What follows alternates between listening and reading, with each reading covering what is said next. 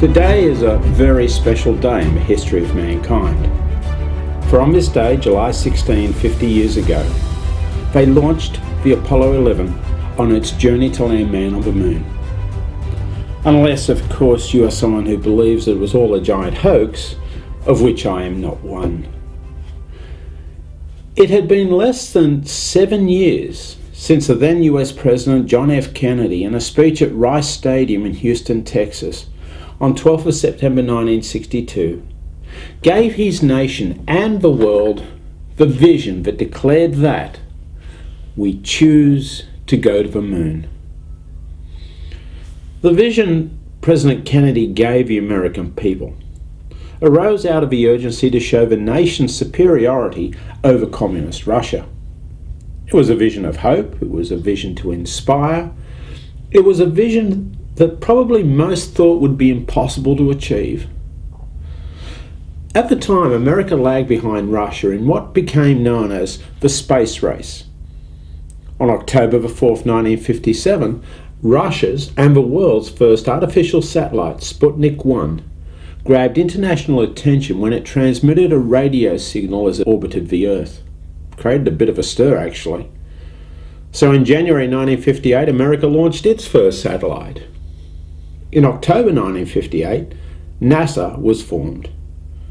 And in January 1959, Russia actually launched the moon probe. But the Russians didn't stop there. And on the 12th of April 1961, Russia's Yuri Gagarin in Vostok 1 became the first human to orbit the Earth. Still lagging behind, on 5th of May 1961, Alan Shepard Jr. became America's first astronaut. In a world of uncertainty, with the nations of the world living in constant fear of annihilation as two totally different philosophies of societal construct stood diametrically opposed to each other, President Kennedy rose to the occasion and gave his people a vision to do the impossible, to do the hard yards needed with the words, "We choose to go to the moon in this decade and do other things, not because they are easy, but because they are hard." But behind the vision of landing a man on the moon was an even greater reason, because, according to President Kennedy, that goal will serve to organize and measure the best of our energies and skills. He brought his nation together with a single-minded purpose. Going to the moon was a dream that was never going to be easy, but then no great achievement ever is. There would be setbacks, there'd be tragedy, and a lot of frustration, probably enough to sink any commitment to anything less than such a worthy vision as what Kennedy gave his people. Kennedy led his people to a commitment to do the hard yards, to remain focused and to extend the ability of human achievement to then unknown levels. And from that commitment came a raft of what are today commonplace technologies and emergent fields of exploration, from computer sciences to Velcro, from dehydrated space food to sustainable eco-life support systems needed for future space exploration.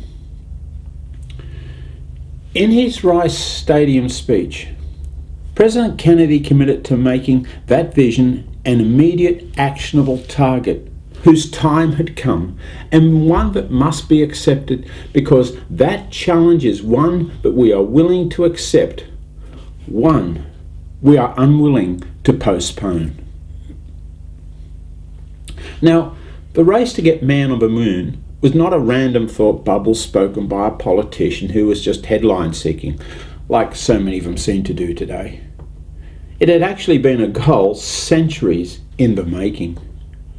For instance, about 100 BC, Hero of Alexandria came up with an invention that used the basic principles of rocket technology, where the mechanical interaction of heat and water caused a globe to spin on its axis.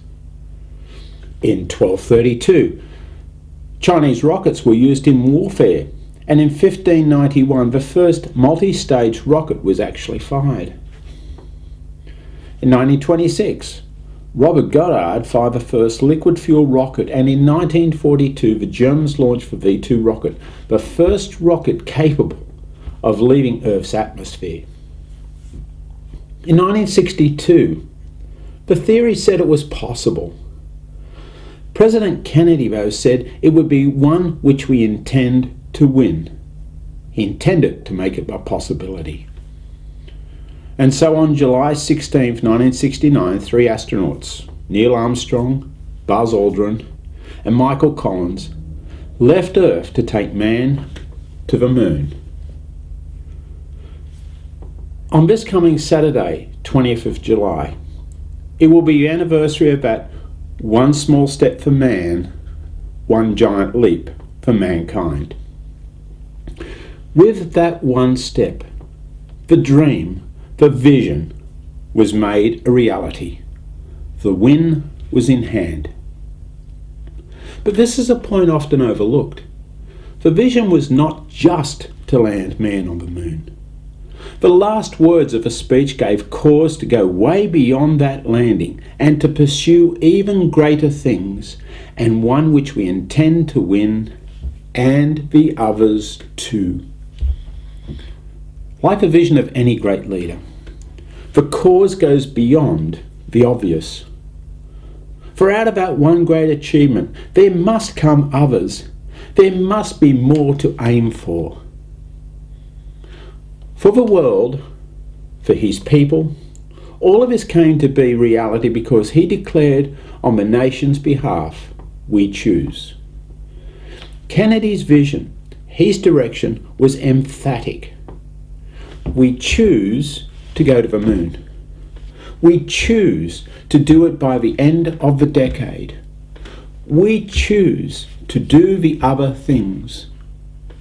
We choose, not because they are easy, but because they are hard. We choose to organise and measure the best of our energies and skills to achieve the improbable in the face of the impossible is a choice. To make a dream a reality in the face of others' lack of belief is a choice. To be the great that we were meant to be, when others laugh at us or deride us or bully us or put us down, is a choice. After all, why let others' perceptions become our reality? Why let others' beliefs become the acceptable? Why let others' fears become the decision for our own future?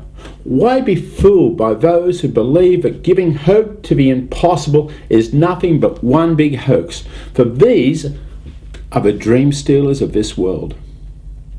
They are the ones who can suck the living daylights out of your vision, out of your hope. They can leave you feeling small, vulnerable, incapable. Unlike President Kennedy, these people are definitely not leaders. They are destroyers of possibility. I have met dream stealers face to face in my life. Not long after setting the vision to go to the moon, I dreamed a dream of my own impossibility, to be a pilot in the Air Force. From the age of 9, that's all I wanted to be. It would be true to say that I lived and I breathed my dream. I read every book I could find on the heroes of flight, heroes like Kingsford Smith, Amy Johnson, Bert Hinkler, Douglas Bader, Chuck Yeager. I built and collected model aircraft, big and small, out of my own pocket money. I loved nothing more than to lie on the ground at my parents' house and watch the Boeing 707s fly a few hundred feet above my home on their way to landing at Kingsford Smith Airport just a few miles away. Mine was not a vision as big as going to the moon. Mine was simply to fly. Until, that is, my dream stealer appeared. At the age of 15, someone I should have been able to trust, my careers advisor, asked the class the question, "What do you want to be when you leave school?" Well, my response was simple. I want to join the Air Force as a pilot. Her response? Don't be silly, Emerson. You could never be an Air Force pilot. Why, I asked. Because nobody from this area ever joins the Air Force. I was devastated. She wasn't looking at me. She only saw where I came from. Sure, where I lived had the highest of everything except income and education. Highest unemployment, highest teenage birth rate, and the highest number of TVs per capita. I guess that we just wanted to escape reality whatever way we could.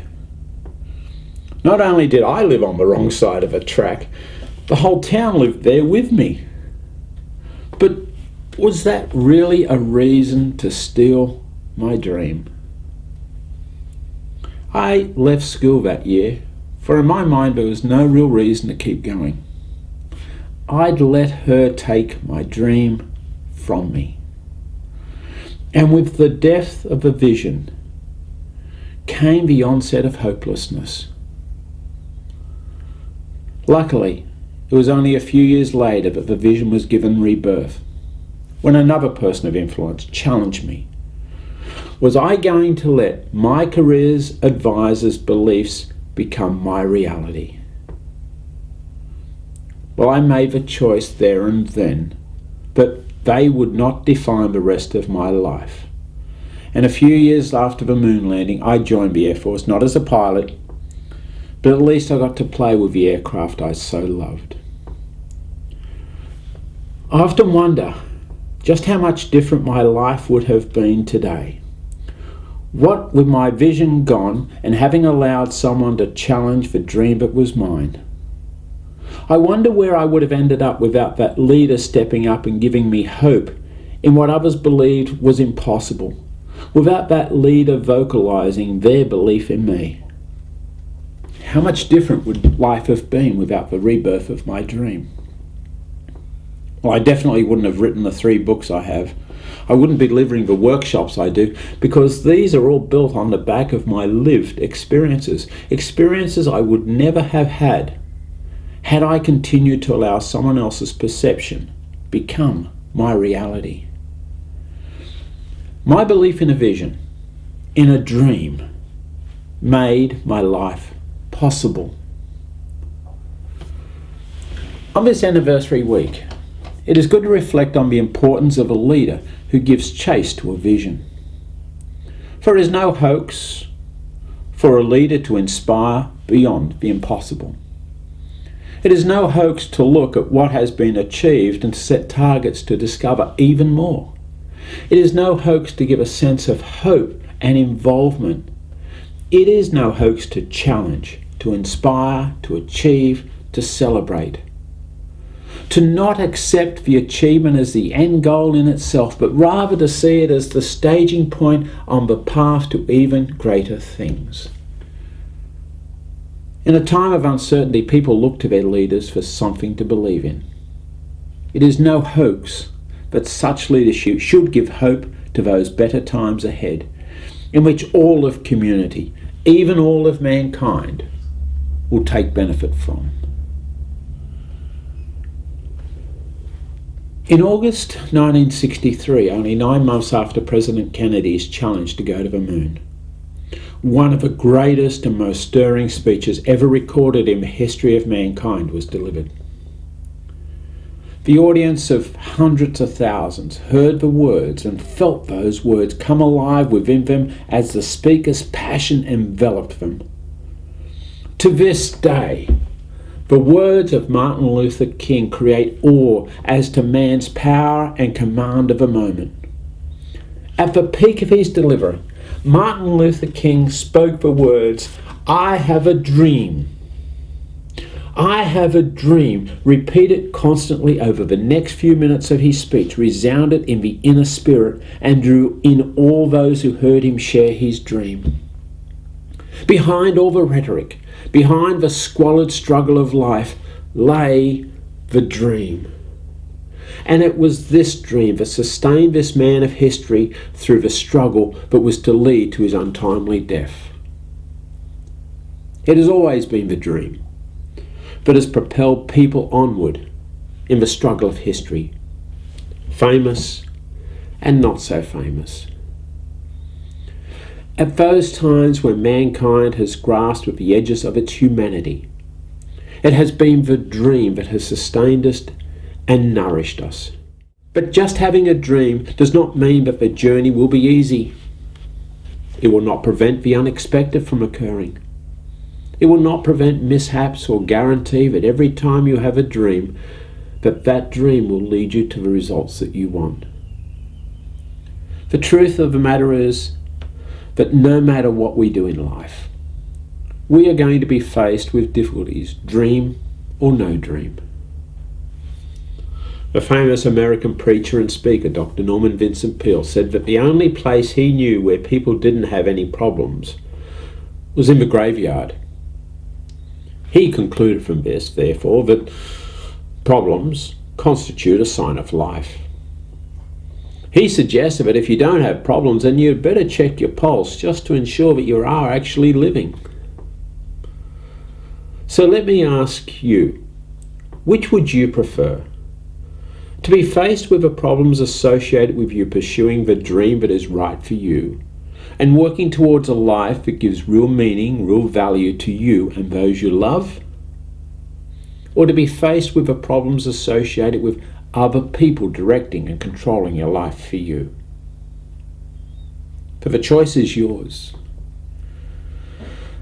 But chances are that without the dream, people will simply give up and remain in the clutches of what we call the rut. Just hanging around, waiting for the day called one day. You know, the maybe one day I will. But then, maybe that one day will never get here. And what then will life offer these people who are always waiting for their one day to arrive? How about a life that is filled with frustration, anger, unhappiness, despair, or lifelessness? Life, I've realized, is so full of amazing opportunities, of dreams that should never be given up on or given over to fear. Life and all of its opportunities, all of its dreams, deserves to be embraced right here, right now, today. After all, it's the only life we have right now to embrace. And if you think you're too young for all of this dream stuff, and please just remember me, a 15-year-old who let go of his dream simply because someone said I couldn't. And instead go live every day you have here on this earth to the absolute fullest that only you can do. And if you think that it's too late for you, then let me tell you, it's only ever too late when it's too late. And if you're breathing, then it's never too late.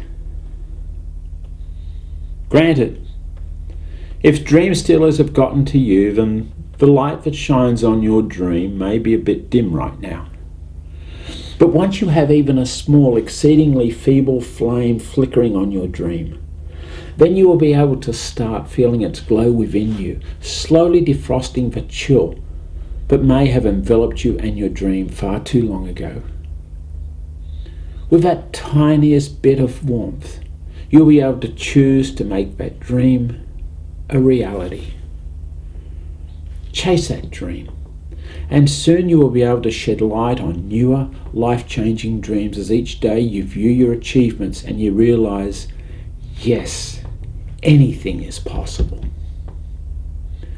Find your dream, believe in it, make it come alive.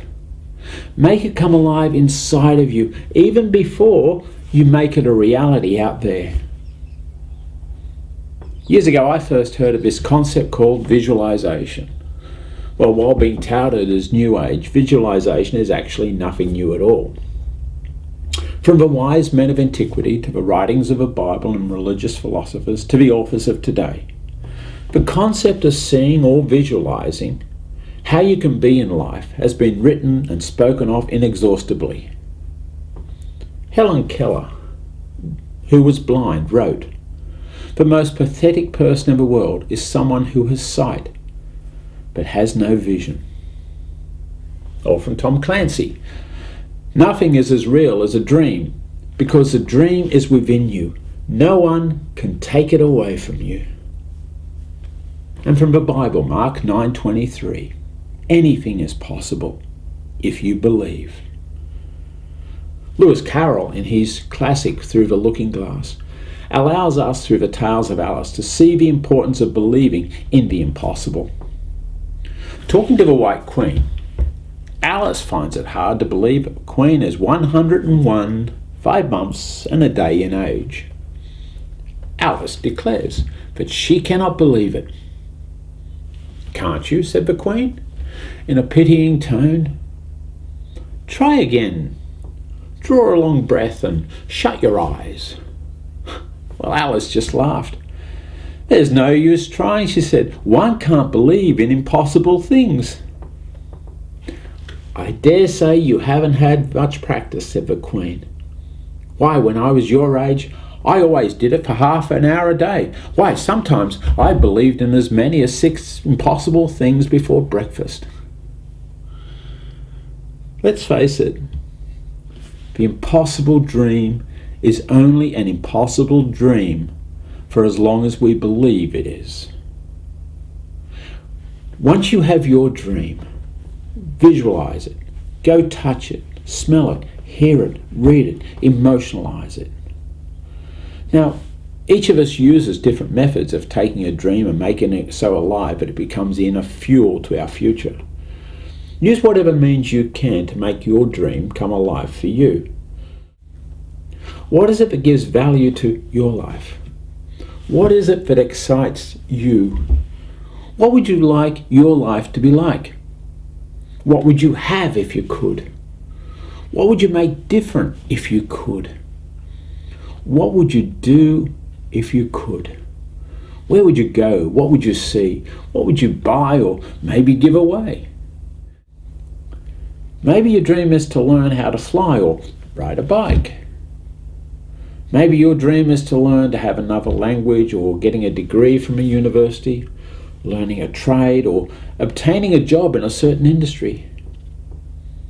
Or maybe your dream is to have your own business or helping children in other impoverished countries. Or maybe your dream is to enter politics, or of being a nurse, a doctor, a butcher, a fireman, a policeman, a teacher, a vet, a pastry chef, or even an astronaut going back to the moon. Or maybe your dream is none of these, but rather it is something special to you, something of real value to you, something that you have wanted to do or to have since you were a child, but has been lost over time. Whatever your dream is for you, grab hold of it and bring it to life. Here is a question for the dreamers of this world. If you could do anything at all, have your life any way you wanted, and you knew that you couldn't fail, that you could achieve it, then what would you do? How would it be? And you know it doesn't matter what others think about this dream of yours. For this is your life, not theirs. If it is right for you, if it is what you value, what you want for you and those close to you, and provided it doesn't hurt anyone else, then why shouldn't you go for it? Find your dream. Define exactly what it is that will make your life the complete and happy and valued life you dream of it being. And in your dream, you will find your future. And once you have your dream, go and nourish it, believe in it, and have faith in yourself and your dream. For when you believe, when you have your dream, then no matter what happens, it is simply becomes a matter of saying, so what? Others may try to knock you. So what? Others may try to make it hard for you. So what? Problems may arise. So what? People will tell you you can't. So what? There may be doubts. So what? You may have setbacks. So what? You may have physical or emotional disability. So what? You may think you are too young or too old, or you don't have the education, you don't have the money, or you don't have the confidence. So what? So what? After all, these are your dreams, your hopes, your desires that you are working towards. What does it matter what other people say or think, or what excuses are thrown in your way? Are you going to let them become an excuse for why you can't, or more correctly, why you didn't? Or are you going to make them a reason to do it? This is your valued life. Have faith in yourself. Have faith in your dream. And when you have complete faith in your dream and in yourself, then you will be able to look people in the eye and say, so what? I can. Don't you dare tell me I can't. Whatever you do, don't let anyone steal your dream from you. If your dream is the dream that gives you the complete, happy and valued life you want to live, and that you so deserve, then how can anyone ever tell you that it is not the right for you to have that dream and to live it? Every dream that is based on rightness has the right to be pursued. In 1962, John F. Kennedy gave the world a vision to make the impossible possible. He challenged his people to not only pursue that one dream, but to also find the other things that that one dream leads to, be they easy, be they hard. If you are a leader of people, then give them a vision to believe in, a collective single-mindedness of purpose for which to strive and to aim for. And in your own life, take the dream, take the vision that you have for the life that you want for you and those you love, and make that dream the one that must be accepted by you, to make it real no matter what. Never let those who are content to steal your dream, to call into doubt your ability to make the impossible possible. And in this, the 50th anniversary of our landing on the moon, remember, the impossible is only impossible only as long as we continue to believe it is impossible. 50 years ago, mankind took the impossible. We took the improbable. We took the dream of ages past, and we made it a reality. Just like you can yours. Just like the people you lead can theirs. I wish you all happiness and joy in living your own complete, happy and valued life. And may your future be whatever it is you dream it to be. I'm Colin Emerson from Inner Sense Coaching. Until next time, wishing you all success.